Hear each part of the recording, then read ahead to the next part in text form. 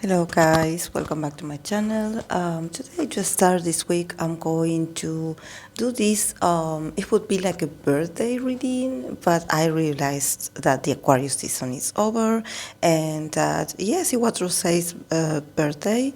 I believe in at the beginnings of February, but since I was so busy with the romantic tarot readings, I wasn't able to read for her like in a general way.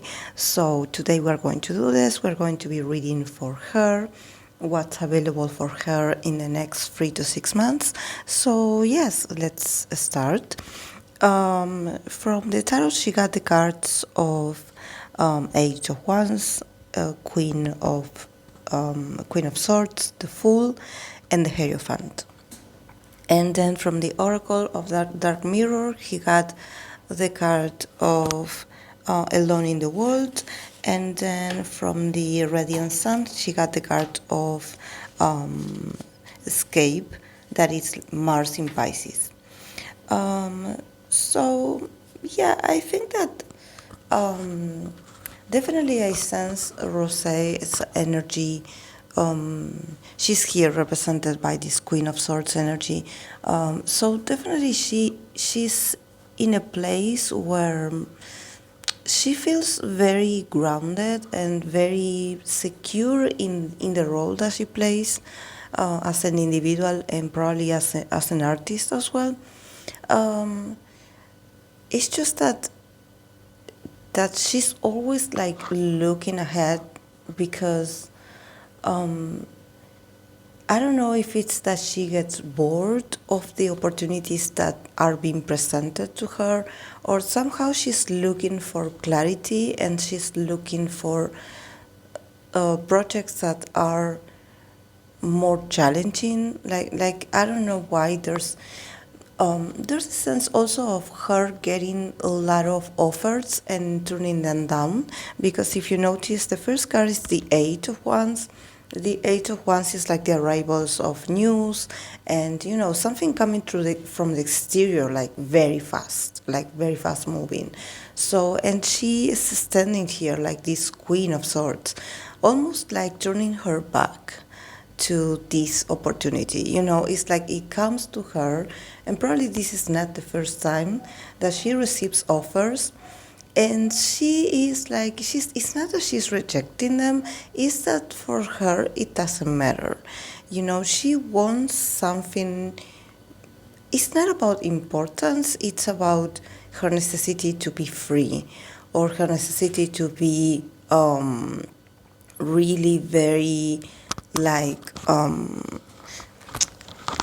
very herself, and also like having this brand new beginning. I don't know, she wants to start over. She wants to start over this year. She wants to do things differently, and this is what she wants. And she also wants some creative freedom that, I don't see obstacles for her getting those opportunities. And I believe that she has a very clear vision of this. But at the same time, here with the Hierophant as the last tarot card, it's like there he comes the company or someone with authority to somehow like put a sort of like, it's not boundaries, but it's like, okay, yes, these ideas that you have, we can sort of like, arrange something for you, but it's up to us. It's our decisions if you get to do this project or if you get to experience this sort of freedom. So at the end, there's this conflict between the Fool card and the Hierophant. It's like, okay, you can, it's like her ideas are being recognized.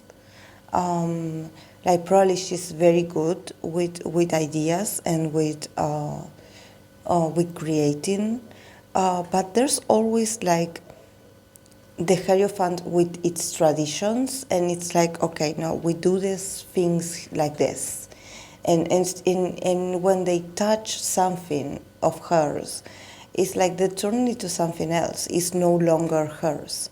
is no longer, it doesn't no longer have um, her touch, her style, her personal, um, uh, like her personal influence. There's something about this, and I think that probably you will see her like going through periods where you'll see her a bit annoyed or actually not being very present. If they do have activities, she will be like, I don't think that she will be sad because she got the queen of swords. So there's this sort of like a very proud and stable energy about her knowing who she is and her worth. So I don't see her like a victim actually. But I do see her like very clear wanting some freedom. And actually, I don't know if this means that she wants a freedom, like if she wants to be, like there's something with the company and there's like, the company and her desires are not the same. So they are not seeing, they are not seeing the projects. They are not like giving her this opportunity to expand herself.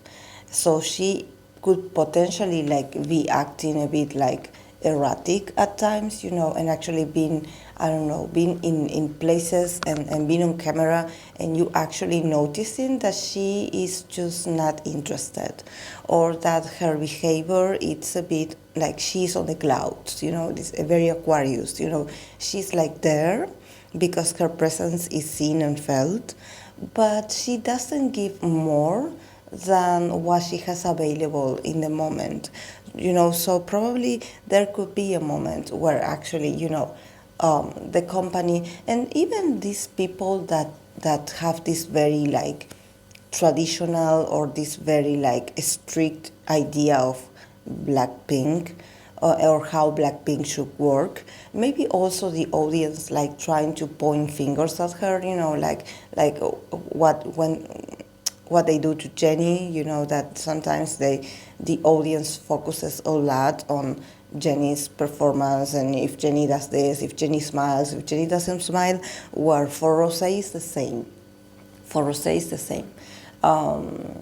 She definitely could have these moments of being heavily criticized for just being there, and actually she doesn't mind honestly because this queen is here very strong, and it's like I don't care. It's very simple, but it's very strong at the same time. And also Rosè, it's someone that she has a very strong temper. Like probably she can be very quiet, and then at the next minute she can be like really authoritative. Let's remember she has a moon in Aries, so she's not that passive.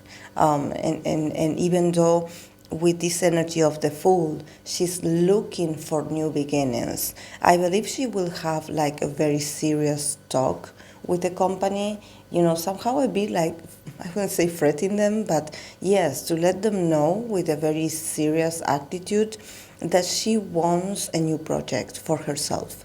Like she wants to start over. I know that she had her solo, but maybe she wants another one, or she wants an individual project with someone, and she somehow is like letting the company know, like, okay, I want this for myself, like, and you have to give it to me. Because probably it's like an invitation, probably this Age of Wands energy is like this invitation, this like proposal coming from an outsider, and being like, okay, I have this idea and I want you to participate. And her being like, okay, great, I love it because it matches my energy, and I have been feeling stagnant in my career, and definitely I want to start over. And there she goes, like she starts dreaming, like she starts being a visionary again. She connects with creativity. But the Hierophant here is like sort of to stop that enthusiasm. The Hierophant is like, okay, let's get serious. Like, listen to me, because if you want to do this you have to follow my rules, like, you have to let me know every little move that you do. And actually, like the full card, it's a very independent and also very unpredictable card. So I think that she will not like it, to be sitting and waiting around for someone's approval. So this also we should have in mind, that inside of her there's some building of emotions of her not being very comfortable with how the company, or actually the, maybe managers, or people that are in charge, they have very very old-fashioned ways of seeing things. And she's very like a fool, she's very like the fool card, very very different. Her mindset is very different. Um, she's not for traditions. It's like she's very respectful. She definitely does what she's told, but at the same time, she has a more expansive vision of her goals, and she wants change. She craves change so much. And yes, from the oracle that she got, this card of alone in the world, definitely I see that this woman is very lonely. She feels very lonely, and she feels very misunderstood. There's this feeling of no one understands how I feel, or no one understands what I think. So there could be moments where she feels like alienated in the group, like I'm upset because no one gets me, and I believe that also probably it's not that the others don't get her, it's that probably since she has this energy of being a bit erratic, maybe also everyone around her doesn't know what to do with her. It's like, oh, we thought you were fine. There's this very, like, she hides her feelings very well, but then eventually she explodes, and you don't know what was it about. So there's this feeling of actually, like, also people not understanding her actions or her reactions. But definitely she feels alone. This is why she wants, like, to do some individual activities, because she's like, okay, I'm fine by myself. Like, no one gets me, and no one gets what I want, and no one gives me what I want to isolate myself, and I want to do things by myself, and I want to go travel by myself, and I want to engage in things by myself. And probably if I'm going through something, I'm going to do this by myself, sort of rejecting help. It's like she's like, don't touch me, don't touch me, don't talk to me. Like, she definitely is feeling, her energy is feeling very moody. uh, but yes, it's more about feeling misunderstood. It's like she doesn't like for her it's very annoying that people, that she has to explain herself to people, and definitely there are a lot of things that she's not happy about.